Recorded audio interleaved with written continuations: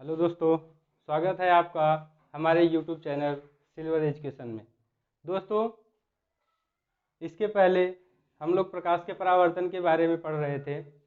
प्रकाश के परावर्तन के बारे में जो पढ़े, आज उसके आगे हम लोग स्टार्ट करेंगे।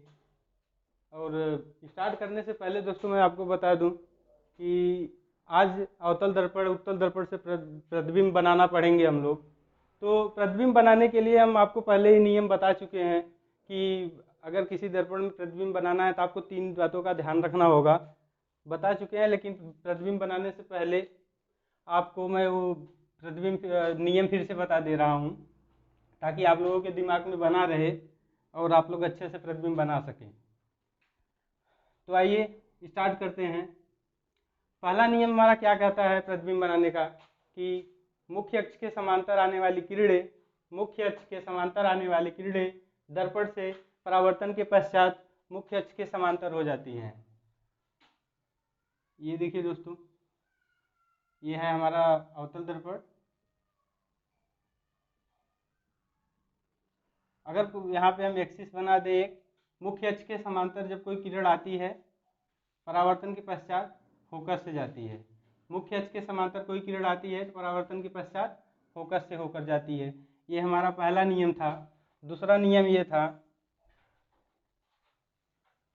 कि अगर कोई किरण फोकस से आ रही है, मान लीजिए फोकस तल से कोई किरण आ रही है, ये हो गया फोकस तल, ये परावर्तन के पश्चात मुख्य अक्ष के समांतर हो जाती है।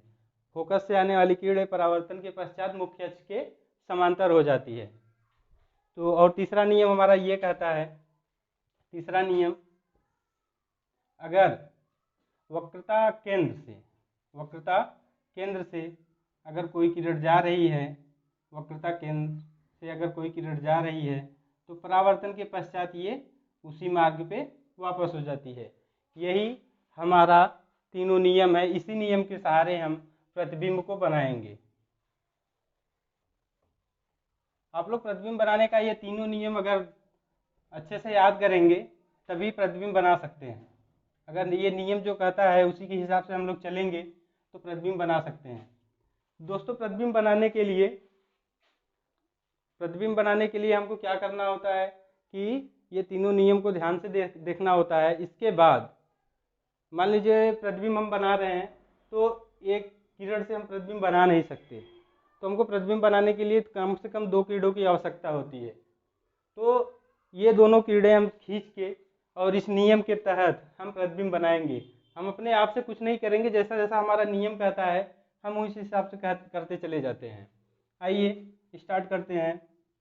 अवतल दर्पण से प्रतिबिंब बनाने के नियम। अवतल दर्पण से प्रतिबिंब बनाने के नियम।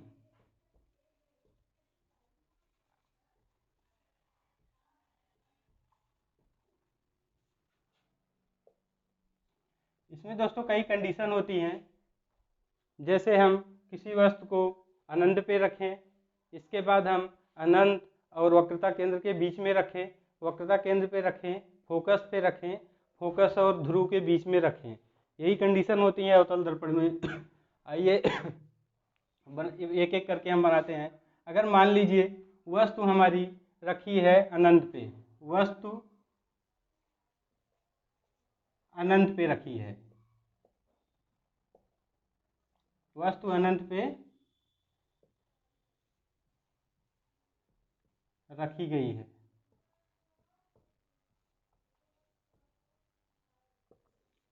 अगर वस्तु अनंत पे है तो उसका प्रतिबिंब बनाते हैं। ये दर्पण है, ये अवतल दर्पण है और ये हमारा एक्सिस है। अवतल दर्पण बनाते समय ये कलई कर देते हैं हम उस पे। अब देखिए, हमारा नियम ये कहता है कि मुख्य अक्ष के समांतर आने वाली किरणें दर्पण से परावर्तन के पश्चात फोकस से होकर जाती हैं। तो पहले नियम से हम पहला किरण गुजारेंगे। मान लीजिए वस्तु यहाँ पे है अनंत पे,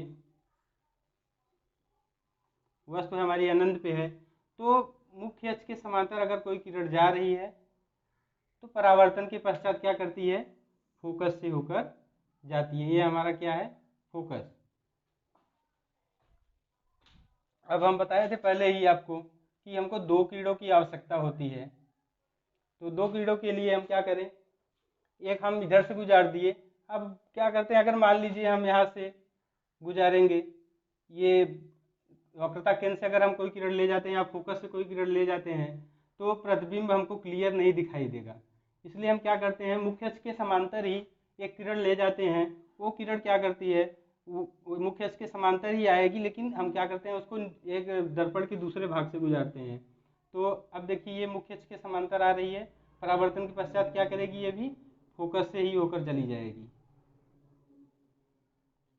फोकस से होकर जाएगी। अब क्या होगा, दोनों कीड़े यहाँ पे फोकस तल पे हमारे मिल जाती हैं। दोनों कीड़े क्या करती हैं, फोकस तल पे मिलती हैं। तो अब अगर इस कंडीशन को हम लिखना चाहें तो लिखेंगे कैसे। अगर कोई वस्तु अनंत पे रखी गई है तो उसका प्रतिबिंब दर्पण के सामने बनेगा। प्रतिबिंब की स्थिति हम बता देते हैं। प्रतिबिंब की स्थिति देखिए यहाँ पे फोकस तल पे, प्रतिबिंब की स्थिति फोकस तल पे।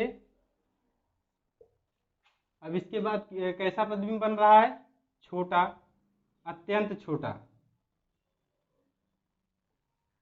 अत्यंत छोटा। अब जब अत्यंत छोटा कह दिए तो बिंदु आकार का अगर बन रहा है प्रतिबिंब तो उसमें उल्टा या सीधा होने का कोई अर्थ नहीं निकलता।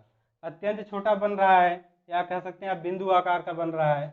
अब क्या हो रहा है, वास्तविक बन रहा है। ये दोनों कीड़े एकदम सामने सामने मिल रही हैं तो ये वास्तविक प्रतिबिंब बन रहा है।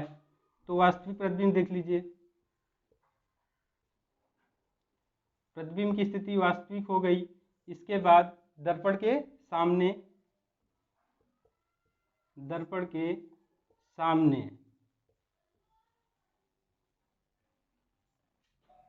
प्रतिबिंब कहाँ बन रहा है, फोकस तल पर बिंदु आकार का, और वास्तविक बन रहा है दर्पण के सामने अत्यंत छोटा, और वास्तविक प्रतिबिंब बन रहा है ये। तो पहली कंडीशन हो गई ये, आप लोग नोट कर लेंगे। अब अगले कंडीशन की ओर हम चलते हैं। अब हम वस्तु को अगर अनंत पे रख लिए, अब क्या करें कि अनंत और वक्रता केंद्र के बीच में कहीं पे हम अगर वस्तु को रख रहे हैं तो उसकी स्थिति क्या होगी, आइए देखते हैं। अगर हम वस्तु को अनंत, ये हमारा अनंत हो गया और ये हमारा वक्रता केंद्र हो गया, यहाँ पे हमारा क्या है, फोकस है। तो अगर हम वस्तु को यहाँ पे रख दे रहे हैं, वस्तु अनंत और वक्रता केंद्र के बीच कहीं पर हो, वस्तु अनंत और वक्रता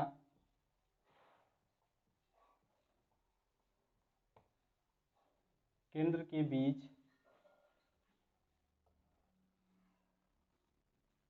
हो,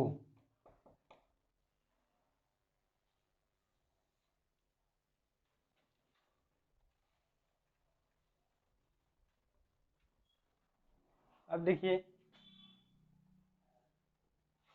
ये हमारा दर्पण फिर से बना लिए।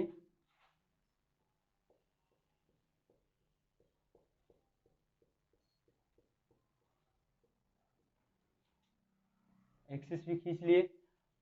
अब यहाँ पे हम इंडिकेट कर देते हैं, ये फोकस हो गया, ये हमारा वक्रता केंद्र हो गया। अब वस्तु को मान लीजिए यहाँ पे रख रहे हैं, ये अनंत इधर है, ये वक्रता केंद्र है, इसके बीच हम कहीं पे वस्तु को रख ले रहे हैं।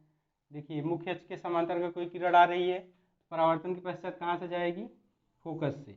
मुख्य अक्ष के समांतर कोई किरण आएगी, परावर्तन के पश्चात फोकस से होकर जाएगी। अब इसमें एक किरण की आवश्यकता और होगी, उस किरण की आवश्यकता देखिए, हम अगर फोकस से गुजार रहे हैं, आपको कंडीशन भी देखनी है, अगर फोकस से गुजार रहे हैं किरण तो फिर वही कंडीशन हो जाएगी, यहाँ पे बिंदु आकार का प्रतिबिंब बनने लगेगा। तो हमारी स्थिति क्या है, अनंत और वक्रता केंद्र के बीच की है। तो हम क्या करेंगे, दूसरी किरण कहाँ से गुजारेंगे, वक्रता केंद्र से। ये दूसरी किरण कहाँ से जा रही है, वक्रता केंद्र से। अब ये हमारा प्रतिबिंब बन गया। वक्रता केंद्र से अगर जाएगी तो तो क्या करेगी, उसी मार्ग के फिर से वापस हो जाएगी, हमारा नियम कहता है। तो अब ये प्रतिबिंब मान लीजिए ये वस्तु ए है, ए बी, अब प्रतिबिंब यहाँ पे बन रहा है, प्रतिबिंब ए डैश बी डैश। ठीक, अब कैसे लिखेंगे इसको, इसको लिखेंगे प्रतिबिंब की स्थिति वास्तविक होगी, उल्टा होगा, वास्तविक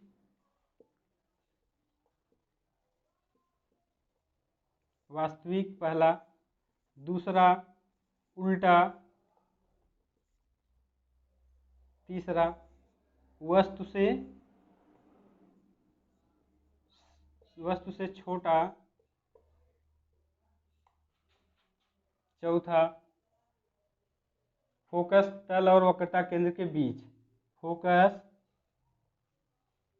तल व वक्रता केंद्र के बीच, ये हमारी वस्तु की स्थिति हो गई, फोकस तल वक्रता केंद्र के बीच। अब इसको आप लोग नोट कर लीजिए।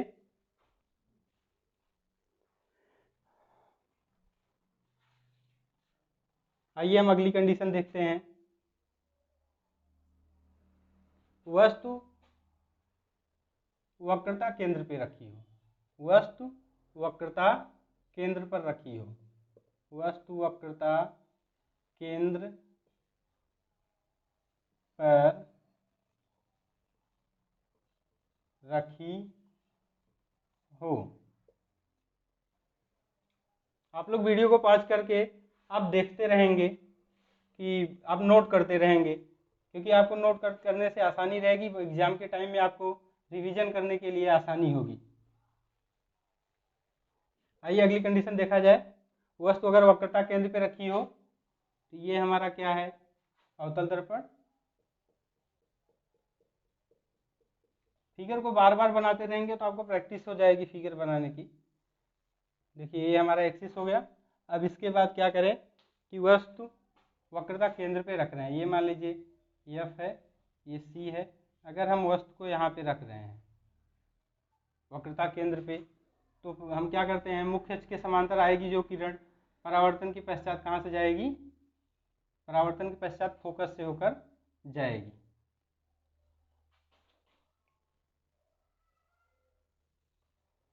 ये हमारी वस्तु कहाँ से गई, फोकस से। अब क्या करें कि दो किरण की आवश्यकता होगी, तो दूसरी किरण कहाँ से ले जाएं हम, फोकस से।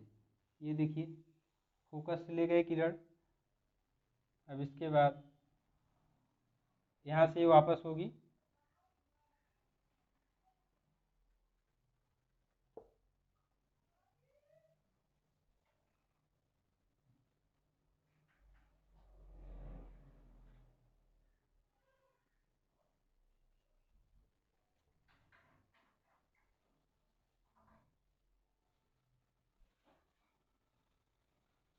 ये किरणें एक दूसरे को यहाँ पे काटेंगी।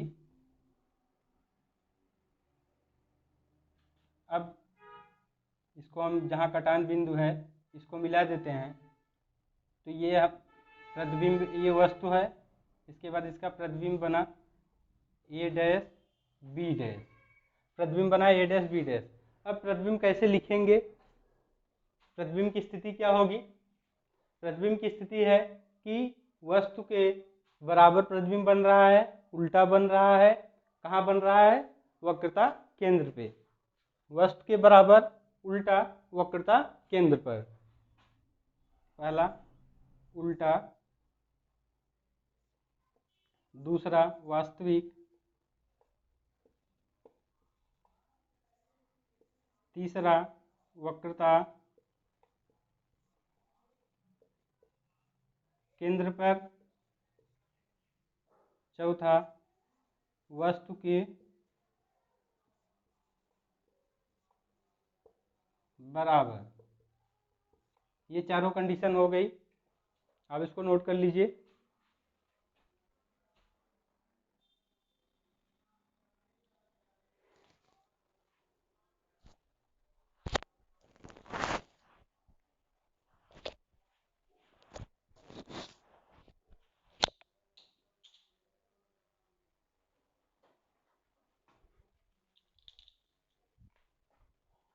सर लगा दीजिए इसको तो।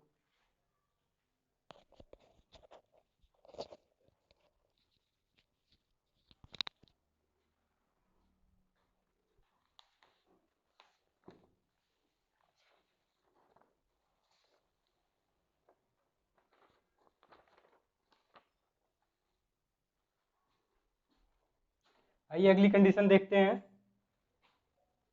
दोस्तों उम्मीद करते हैं आपको समझ में आ रहा होगा। अगर आपको समझ में नहीं आ रहा है तो आप तुरंत कमेंट बॉक्स में जाइए, जो प्रॉब्लम हो आप वहाँ पे बताइए हमको। आपको हम हर संभव मदद करने की कोशिश करेंगे। नहीं समझ में आ रहा है तो दोबारा पढ़ाया जाएगा, लाइव क्लासेस लेके आपको पढ़ाया जाएगा। आप टेंशन उसकी बिल्कुल मत लीजिए, वो काम हम पे छोड़िए, बस आप लोग मेहनत करते रहिए।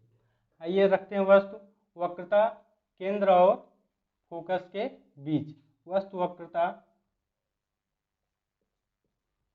केंद्र और फोकस के बीच रखी हो।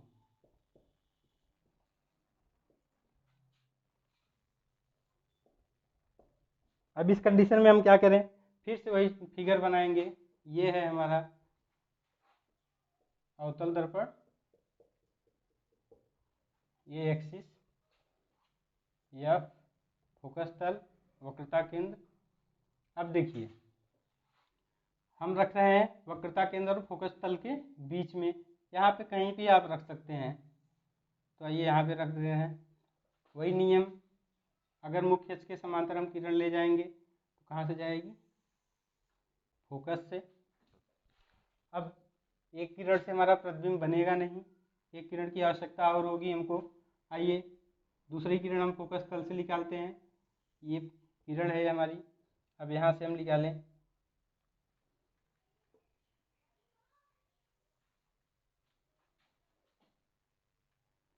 एक मिनट दोस्तों, फिगर को हम फिर से बना दे रहे हैं, क्लियर नहीं बन पा रहा था। ये हमारा फोकस हो गया। अब हम कोई किरण लेके जा रहे हैं तो ये ऐसे जाएगी फोकस से। अब इसके बाद यहाँ पे फोकस तल से अगर कोई किरण जा रही है तो परावर्तन के पश्चात क्या होगी, मुख्य अक्ष के समांतर हो जाएगी। अगर ये इस किरण को हम मिला रहे हैं यहाँ पे,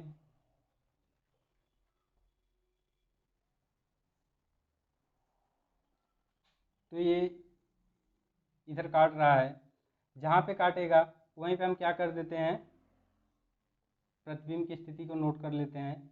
तो ये आप लोग एरो लगाया करिए, जिससे पता चलेगा किरण कहाँ से आ रही है कहाँ जा रही है। तो प्रतिबिंब की स्थिति हमारी बन गई।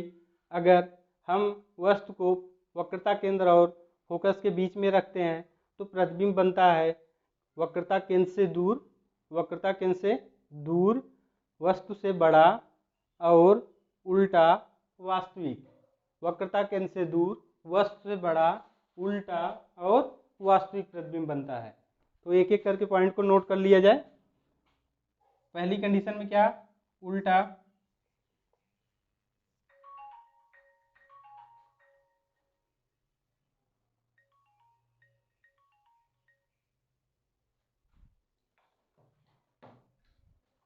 उल्टा। दूसरा वास्तविक, उल्टा वास्तविक, वस्तु से बड़ा, वस्तु से बड़ा। चौथा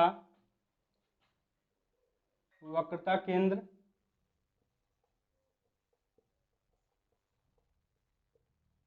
वक्रता केंद्र से दूर। प्रतिबिंब की स्थिति आप लोग नोट कर लीजिए।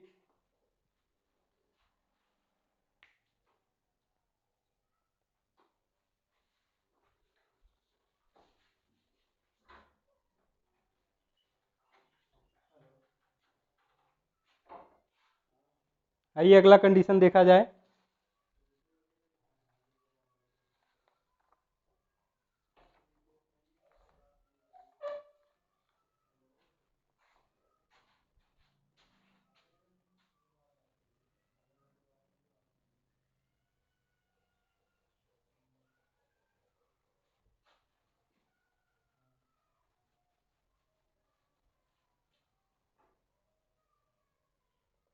वस्तु को वक्रता केंद्र और फोकस के बीच में हम रख के देख लिए। अब क्या करें, फोकस पे रख ले रहे हैं, वस्तु को फोकस पे रखा जाए, फोकस पर रखा जाए।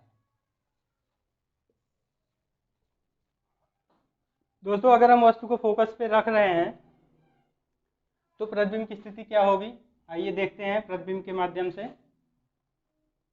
ये दर्पण फिर से बना लिए हम,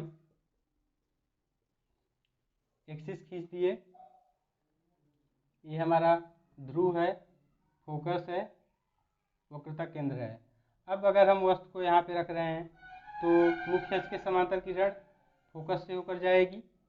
अब देखिए दोस्तों, अगर हम ऐसे कर रहे हैं तो इसके बाद अगला किरण, अगर हम प्रतिबिंब बनाना चाहते हैं तो एक किरण और गुजारेंगे। उस किरण के लिए हम क्या करेंगे, वक्रता केंद्र से कोई किरण लेके जाएंगे। तो आइए देखते हैं, वक्रता केंद्र से लेके जाए किरण, परावर्तन के पश्चात क्या करेगी, ये इसी मार्ग पे आएगी वापस।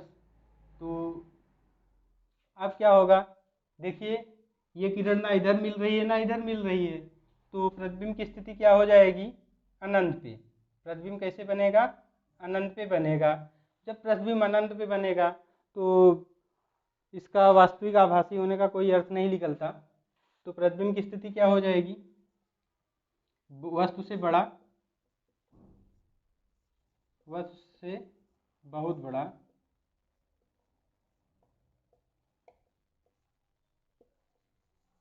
अनंत पे। ठीक है दोस्तों, इसमें दो ही कंडीशन बनेगी, नोट कर लीजिए इसको।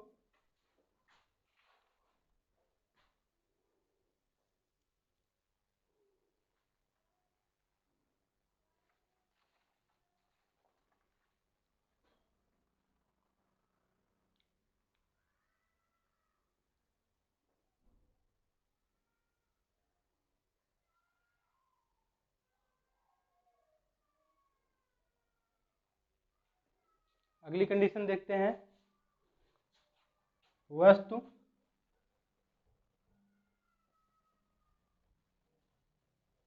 अगर वस्तु को फोकस और ध्रुव के बीच रखा जाए, वस्तु को फोकस, फोकस तल व ध्रुव के बीच रखा जाए,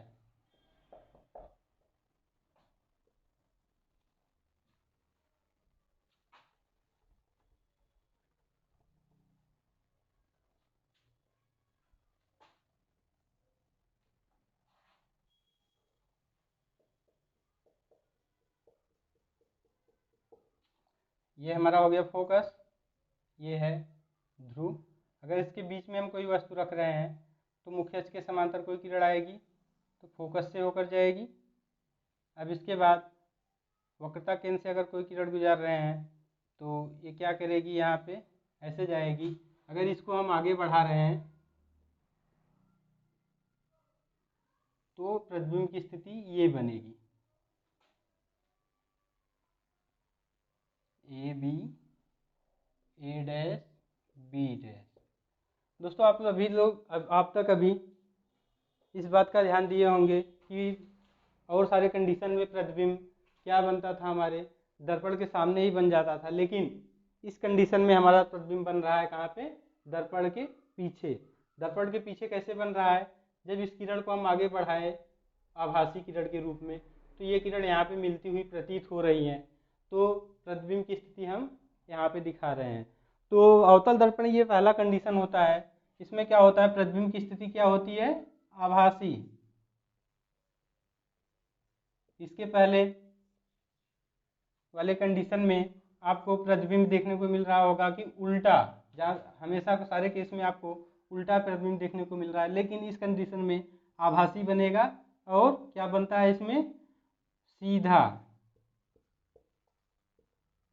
आभासी सीधा। तीसरा कंडीशन बन रहा है कि वस्तु से बड़ा, वस्तु से बड़ा। ठीक दोस्तों, नोट कर लीजिए।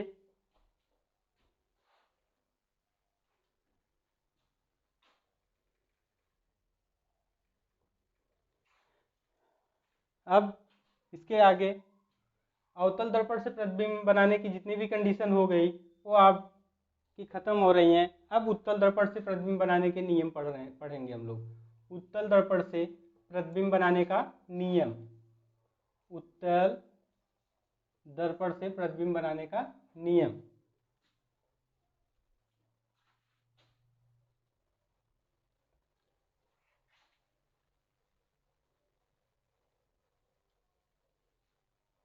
देखिए दोस्तों, इस दर्पण में, अवतल दर्पण में प्रतिबिंब की 5-6 कंडीशन बन रहे हैं, लेकिन उत्तल दर्पण में प्रतिबिंब की सिर्फ 2 ही कंडीशन बनती है।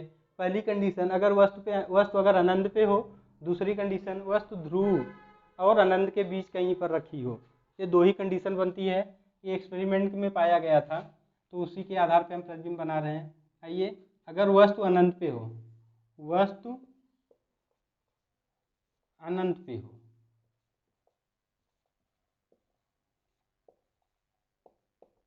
अगर वस्तु अनंत पे है तो ये हमारा दर्पण हो गया। इस पृष्ठ से प्रकाश का परावर्तन हो रहा है, तो यहाँ पे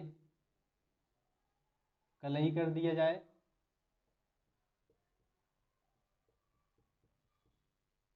ठीक,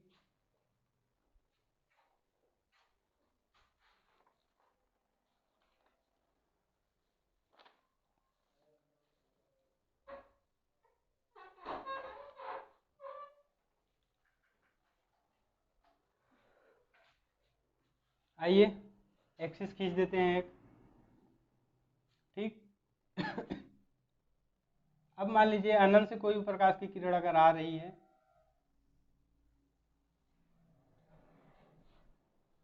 परावर्तन के पश्चात क्या करेगी, वापस हो जाएगी। अब अगर इस किरण को हम आगे बढ़ा रहे हैं तो यहाँ पे फोकस से होकर जाएगी। अब फिर एक किरण और गुजार दे रहे हैं, ये किरण ये भी परावर्तन के पश्चात कहाँ से जाएगी, फोकस से जाएगी। तो प्रतिबिंब की स्थिति क्या बन गई, प्रतिबिंब की स्थिति बन गई बिंदु आकार का दर्पण के पीछे और आभासी, आभासी दूसरा बिंदु आकार का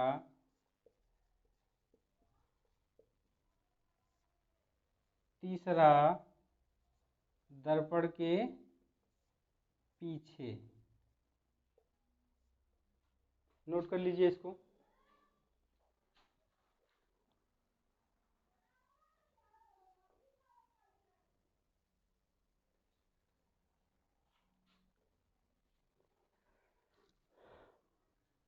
प्रतिबिंब की स्थिति हो गई।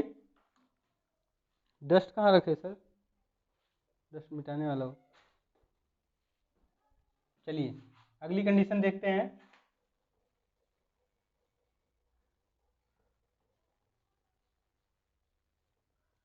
वस्तु अनंत और ध्रुव के बीच कहीं हो, वस्तु अनंत और ध्रुव के बीच, अनंत और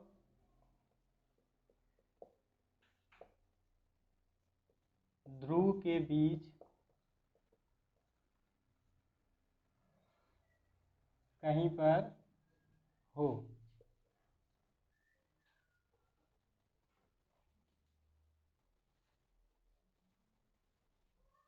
वस्तु अनंत और ध्रुव के बीच में कहीं पर हो।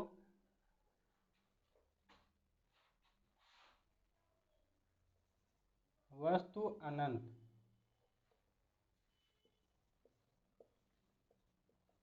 वस्तु अनंत और ध्रुव के बीच कहीं पर हो, तो देखा जाए ये कंडीशन।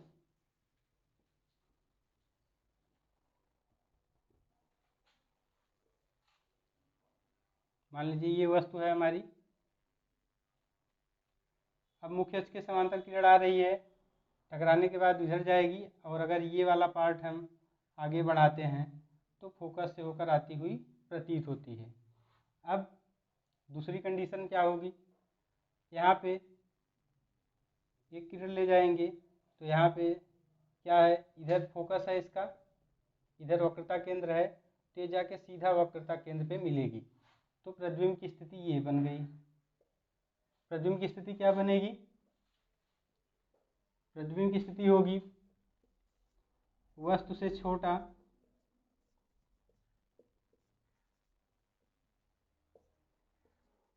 आभासी, वस्तु छोटा आभासी, तीसरा होगा सीधा, चौथा होगा ध्रुव और फोकस के बीच। ये हो गया हमारा प्रतिबिंब। आप लोग नोट कर लीजिए। नोट करने के बाद एक एक करके अच्छे से रिवाइज करिए, क्योंकि अगर ये रिवाइज किए रहेंगे तो आपको न्यूमेरिकल सॉल्व करने में बहुत आसानी होगी। तो ये वाला टॉपिक आपका आज खत्म होता है। अब अगला टॉपिक स्टार्ट कर रहे हैं। अगला टॉपिक है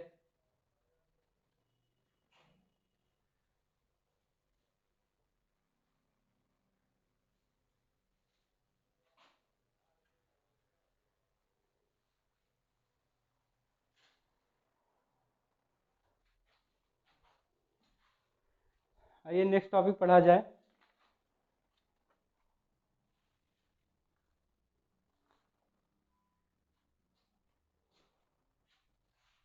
चिन्ह परिपाटी। अगला टॉपिक है आपका चिन्ह परिपाटी। दोस्तों चिन्ह परिपाटी का मतलब ये है कि आप दर्पण में मान लीजिए क्वेश्चन सॉल्व कर रहे हैं न्यूमेरिकल इसका, तो उसमें आपको जो चिन्ह है वो किस तरह से लगाना है, आइए पढ़ा जाए उसको। चिन्ह परिपाटी, चिन्ह परिपाटी दर्पण के लिए। ये अब चतुर्थांश के बारे में आप पढ़े होंगे मैथ में, ये चतुर्थांश है चिन्ह परिपाटी। इसमें क्या होगा, जब भी कोई किरण की दिशा में हम कोई दूरी लेते हैं, किरण की दिशा में अगर हम कोई दूरी लेते हैं तो ये क्या होती है, धनात्मक। किरण की दिशा में कोई दूरी लेंगे तो वो धनात्मक होगी। अगर किरण के विपरीत दिशा में हम दूरी ले रहे हैं तो क्या होगी, ऋणात्मक। किरण के दिशा में दूरी धनात्मक, विपरीत दिशा में दूरी क्या होती है, ऋणात्मक। अब दर्पण के नीचे की ओर अगर जा रहे हैं तो दूरी क्या होती है, ऋणात्मक। अगर ऊपर की साइड जा रहे हैं तो दूरी क्या होती है, धनात्मक। इसको एक बार में ही कहीं लिख सकते हैं, लेकिन हम साइड में जगह इधर उधर सब जगह था, इसलिए हम एक एक करके लिख लिए। आपको ये एरो की दिशा में जब भी जाएंगे दूरी धनात्मक, विपरीत जब भी जाएंगे दूरी ऋणात्मक, ऊपर जब भी जाएंगे दूरी धनात्मक, नीचे जब भी जाएंगे दूरी ऋणात्मक। और एक चीज, सभी दूरियां कहाँ से नापी जाएंगी, दर्पण के ध्रुव से। ये मान लीजिए यहाँ पे आपका एक दर्पण रखा जाए तो ये ध्रुव होगा इसका, तो दर्पण की सारी दूरियां कहाँ से नापी जाएंगी, ध्रुव से। ध्रुव से अब आपकी किताबों में ऐसा मिलता है कि बाईं ओर अगर हम चलते हैं, दर्पण के बाईं ओर चलते हैं तो दूरी हम क्या करते हैं, ऋणात्मक लेते हैं। बाईं ओर चलेंगे, किरण की विपरीत दिशा में चलेंगे तो दूरी हम क्या करते हैं, ऋणात्मक लेते हैं। अगर किरण की दिशा में, जैसे मान लीजिए यहाँ पे वस्तु रखी, अगर हम इस साइड से जा रहे हैं तो दूरी क्या करते हैं, हम धनात्मक लेते हैं। तो आप पॉइंट नोट कर लीजिए एक एक करके, फिगर को अच्छे से बना लीजिए।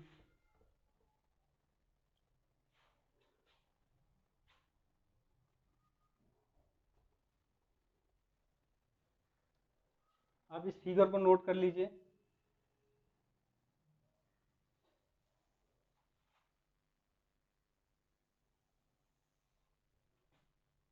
मान लीजिए अब ये हमारा दर्पण हो गया, दर्पण की दिशा में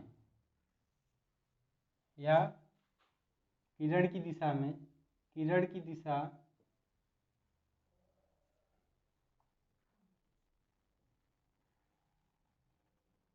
दूरी क्या होगी, धनात्मक। अब किरण की विपरीत दिशा में, विपरीत दिशा में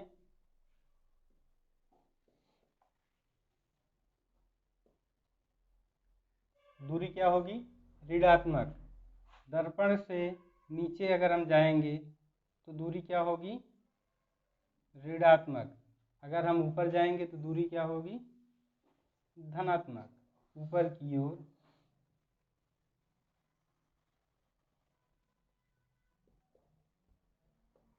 ऊपर की ओर धनात्मक, नीचे की ओर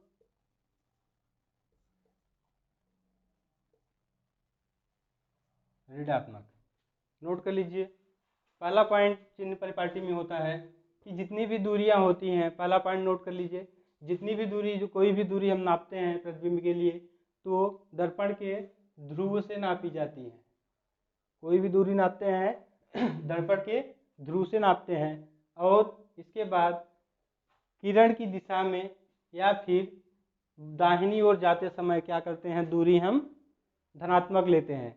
लिखिए, किरण की दिशा में या फिर दाहिनी ओर जाते समय हम दूरी क्या करते हैं, धनात्मक लेते हैं। और दर्पण से एक्सिस से अगर नीचे जाने लगेंगे हम तो उसकी दूरी क्या, अगर अक्ष के नीचे हम जाएंगे तो दूरी क्या है, ऋणात्मक। अक्ष से ऊपर जाएंगे तो दूरी क्या होगी, धनात्मक होगी। ठीक है दोस्तों, अब इसके आगे, हाँ दोस्तों, आज के वीडियो में बस यहीं तक। अब आप इसके पीछे जो चिन्ह परिपाटी है, दर्पण द्वारा प्रतिबिंब बनाना कैसे बनाया जाता है, उसके नियम आप लोग अच्छे से तैयार कर लीजिए। फिर इसके बाद हम अगले वीडियो में मिलते हैं एक नई टॉपिक के साथ, जिसका नाम है UVF में संबंध या अवतल दर्पण के सूत्र का निगमन। तब तक आप हमको इजाज़त दीजिए। और आप लोग को जो अगर जहाँ समझ में न आए, आप तुरंत कमेंट करिए, हिचकिचाइए मत। इसके बाद वीडियो को लाइक, शेयर और सब्सक्राइब जरूर करें हमारे चैनल को। धन्यवाद।